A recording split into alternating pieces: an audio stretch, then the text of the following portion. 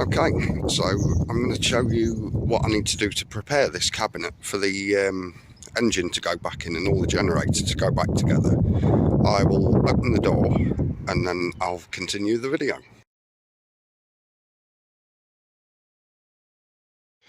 I'm absolutely delighted. The Chinese engine is pretty much out.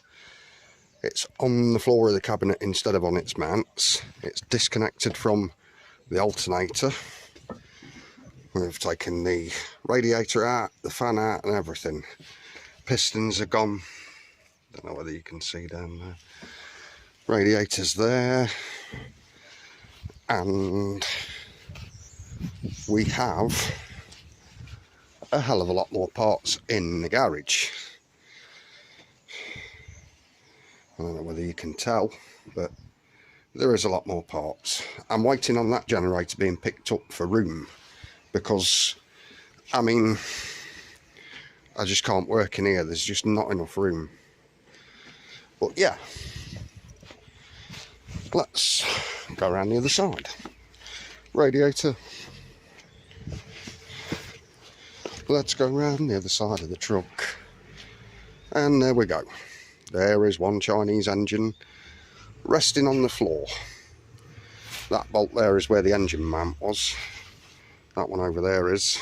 And then it was bolted in a ring round there and relied on the alternator mounts, which are there. They're offset by about 3 or 4 inch because I've unbolted the alternator to push it back to get this Chinese engine out. Yeah. Great big gaping hole where the radiator should be. You can see straight into the cab. Fuel tank. All the pipes for the fuel tank. Filler neck. Yeah. We're looking good. I think you can just about see down there. There's no piston in there. That's crankshaft you can see at the bottom of there. Right. I'm going.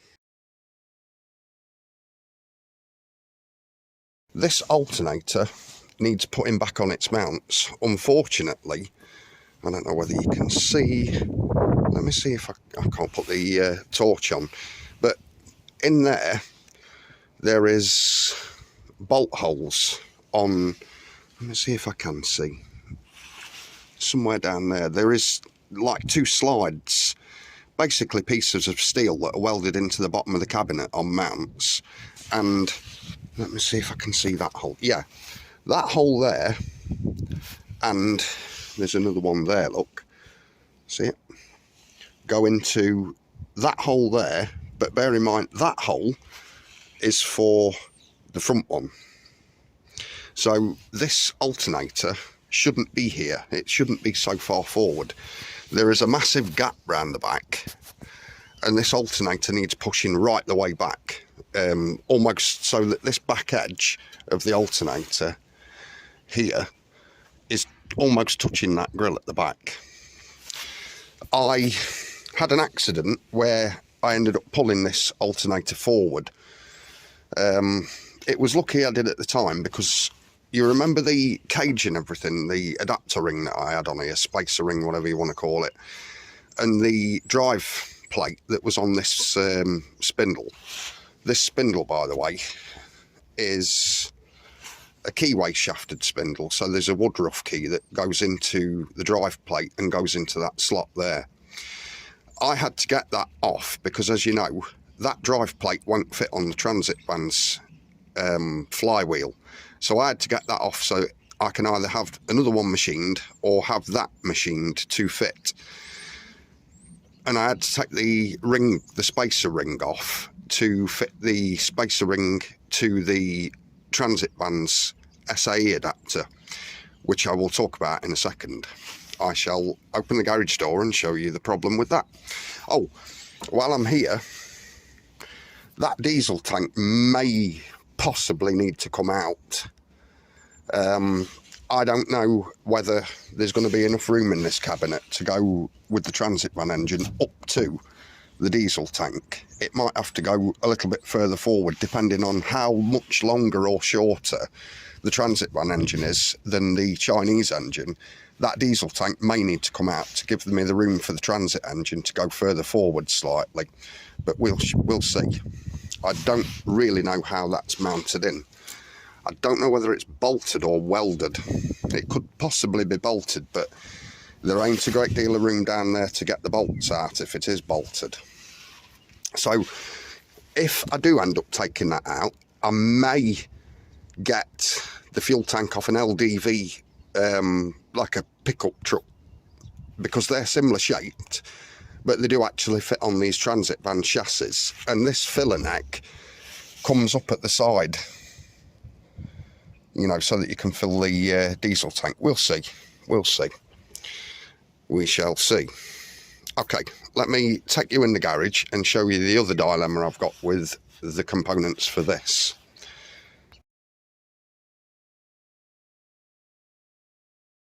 So that's the hole where the radiator went. You can see there is some steel plate which makes like a funnel, like an airflow funnel for the radiator. But you can also see that's the back of the truck's cab. Now, there is a grille missing from there. When I bought this cabinet, the grille was missing. I bought this generator as a non-running generator, so parts were gone. I will show you the front and the back. So I need to take those plates out because the new radiator will sit further forward. Not all the way forward, but further forward. Okay. But let me go around the front of this cabinet and explain the grille situation. So you can see this gap between the truck cab and the generator cabinet. You can actually put your hand straight in through the hole. Now, the radiator won't sit here. It will sit about 3 or 4 inches further back. But I need the grille putting back on so that people, if they do reach through, they can't put their fingers through the grille and touch the radiator. Now, the holes, as you can see, are there for the grille to mount. I think the other one's there. So I need to fabricate a grille. So I need some unequal angle for here, like L shape, so that it reaches these bolt holes and I can drill the holes in it for that. And then the actual louvers there need to be 45-degree louvers angle to point down, so that when rain hits this, it just deflects down instead. I'll show you the back so that you know what I mean. So I need to make a grille similar to that. You see how it's got, this is unequal angle. It's longer this way than it is that way. It's not as thick that side as it is this front, and that's so that you can get the mounting bolts in. And then obviously this is unequal 45-degree that's been cut and welded in to make the louver grills. So I need to copy this, make another grill like this, but bigger.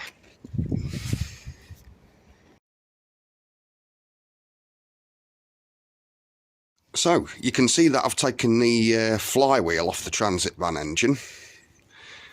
There's 2 reasons I've done that. That's to make it lighter so that I can easily pick that up and put it in the cabinet. But also, there's the flywheel. So that's the transit van flywheel, which has got 8 bolt holes in it and a dowel hole. And that is the Chinese engine's flywheel, which you can see is a lot different. The transit van has bolt holes and little bolts which held the clutch on. That's a 10mm socket that, or spanner, that fits on that. So that's the transit van one. And where is it? It's got a little dowel pin there to align the clutch plate. So there's no big holes in this, whereas you can see the Chinese engine's flywheel, you can ignore a lot of the holes. That one is a threaded hole to draw the flywheel off when it's on the engine, as is that. That's the dowel hole, and then there is only 6 bolt holes around that. Plus there's these enormous holes. Now, those enormous holes, if we go over here for this, these are, I would say, dampers. These are metal pins that are they've got nuts on the back, and they've got nylon rings around them to dampen shock. There's a Woodruff key. That's for that shaft. So this fits on that shaft. The Woodruff key would fit in that slot there and onto the slot in the shaft and stop this from twisting. So this will go round at the same speed as the shaft, or the shaft will go round at the same speed as this plate, because of the Woodruff key holding it in position. So yeah, these posts drop into those holes. Now, I think they're too long for the Transit's flywheel, which is here, because this Transit flywheel is not as thick as the Chinese ones. So what I'm thinking is maybe have one of these plates made up, or this one adapted so that it fits on the Transit van flywheel. Now, that can be machined down because it's enormous compared to the flywheel. I'm not going to pick that up and put it there, or pick that up and put it there, because these are really heavy and I've got my phone in my hand, and they're not one-handed things, unfortunately. So the other dilemma is this spacer ring. This fits onto the 3-phase alternator that I've just shown you. Now, it's got 4 holes in it, bolt holes. One there, one there, one there, one there. And then these holes have been like smashed into it or cut into it, just to be able to get a spanner in to tighten the bolt holes. You know, the bolts, mounting bolts, I should say. Now, this ring, this face of this ring, has got to fit. Bear in mind, this can get flipped over. It's got to fit to that ring. But I will show you this ring, which is the SAE adapter for the Transit engine. That is an SAE fitting with the 12 bolt holes. Now, you'll notice that's only got 9 bolt holes in it, and it's not an SAE size. Now, that is cast steel, so it can't be welded to. That is cast steel, so that can't be welded to. Well, I can't anyway. I know people that probably can. But, so that has got to fit to that, but I haven't got an adapter that will do it, and you can't buy one off the shelf from a shop. So, unfortunately, either I've got to have a different one of those rings cast so that this face fits on there, or I've got to get like a ring machined that will fit probably about 1 inch thick, that will bolt onto that one, and then through the other way bolt onto that plate. That's the dilemma that I've got. And if anyone knows anything about machining in England, I can guarantee that's going to be hella expensive. So I may or may not make it to the first event this year, because I've got 2 months as of yesterday, I think it was. So the 9th of March is my first event this year, and unfortunately this Chinese generator is not wanting to play ball.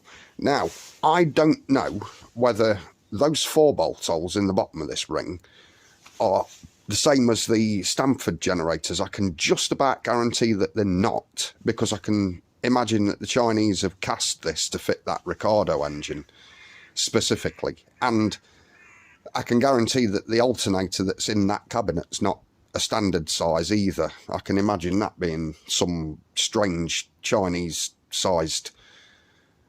And the reason that they do that is for copyright problems. Obviously, if they made this ring to fit the Stamford alternators like on the inside and SA on the outside, then Stamford would be really annoyed, and so would the I don't know how the SAE system works. I don't know whether you have to have a subscription to make stuff that's that size or what, but I can imagine that there would be some society that wouldn't be happy with the Chinese making that if they'd not paid to do it, sort of thing. So yeah, that's the dilemma I've got.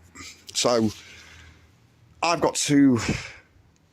That's a really nice engine. I can't stop looking at that now. I've painted it red. There's a few more pieces that I need for it as well. So this is the dilemma. So I've got to have that machined to fit that flywheel, or a flywheel for the transit van that's that stud pattern but that thick and that big. But then again, I don't think that flywheel would fit inside that ring, and I think that flywheel would be way too heavy for the transit engine. So yeah, I've got a feeling that I've got to have another plate like that machined, or that plate machined to fit onto these bolts and the dowel on the transit flywheel. And then I've got to have some kind of adapter made for that to fit onto that. And I've got to do all that before I can even get or think about getting that engine in, because obviously I've got to measure the width from that face to the furthest point forward this way to make sure that this engine will fit in the cabinet. We shall see. But it's not going to happen today because of a few reasons. One, it may look a nice day outside, however, it is absolutely freezing. There's no ice around yet. There's my car. There's no ice around yet, but it is cold. The other thing is I've got no transport. My car, by the way, is not working. The unfortunate thing is, I was originally changing the engine in my car before I took on the showman business, and unfortunately the money that I was using to put the car engine in has now gone on bouncy castles and Chinese generators. So I'm now relying on people with vans and vehicles to take me to get parts. There's a guy locally that's got 2 transit vans, pretty much the same as that. One's a single cab, chassis cab. I think it's a recovery truck at the minute. I can put pictures of it up on screen in a second.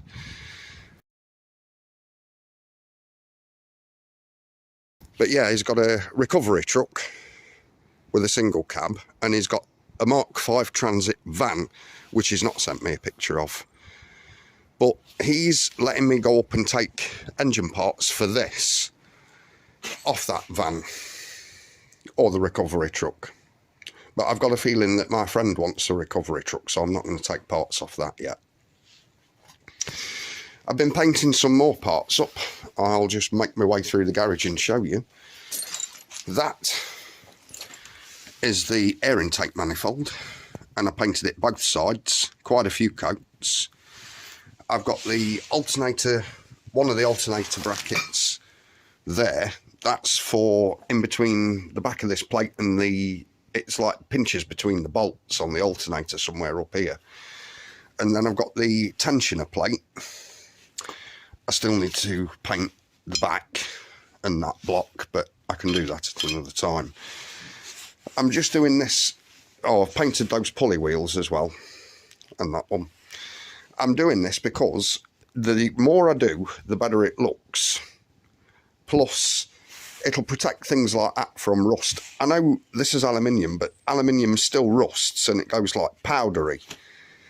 So I don't like that powdery rubbish keep flying around in the generator cabinet. That's aluminium as well, that little casting. So it'll stop the aluminium from like turning to dust and powder and things like that are steel. It'll stop that from rusting. I've also done I know this is plastic, so it wouldn't need a doing, but I've done the thermostat housing apart from where the pipes go. So that will look nice. I've done the diesel injection pipes, but not the unions yet. I'll do the unions probably after I've fitted the injection pipes. The other side I need to do because they're still plain. That is the pipe that goes between the turbo and the intake manifold there. So I've painted that as well. So yeah, every little thing I do makes the engine look slightly better. And if I do, let me just go back out the garage. If I'm out on an event and I open the door on the generator cabinet just to check, say, the oil level, coolant level and whatnot before I start it first thing in the morning, and customers are looking in at what generator I've got and they see a really nice painted up engine like that, they're going to think, well, he's looked after that, so that's not likely to break down, so we'll be happier to go on his rides and bouncy castles seeing as he's looked after it than they would. I mean, if that looked like a normal transit van engine that had just been ripped out of a van, they'd probably go, ugh, that looks like it's going to break down in 5 minutes time, we're not going on that ride.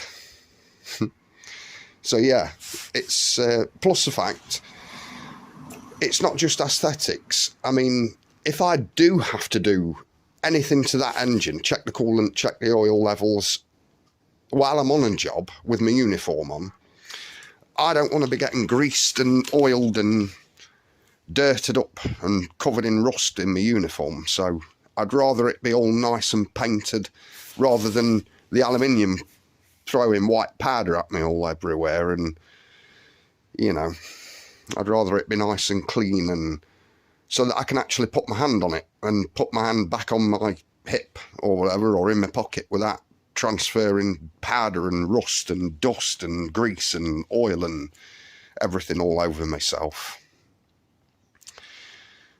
Plus, like I did mention in other videos, if anything leaks, like say if the water pump leaks or the oil pump leaks or the sump starts leaking or the head gasket starts leaking, it's going to be quite easy for me to tell.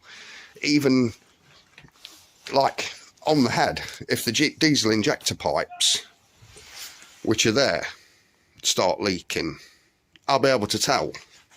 Same as the thermostat housing, if that cracks and it starts leaking, I'll be able to tell. You know, you'll see traces of coolant easier on a nicely painted up engine than you would an already greasy engine. Plus, it looks nicer. Anyway, I'll leave you with that, and I'll go in and I'm going to get a cup of tea because I'm freezing, and I will bring you another update another day. See you later.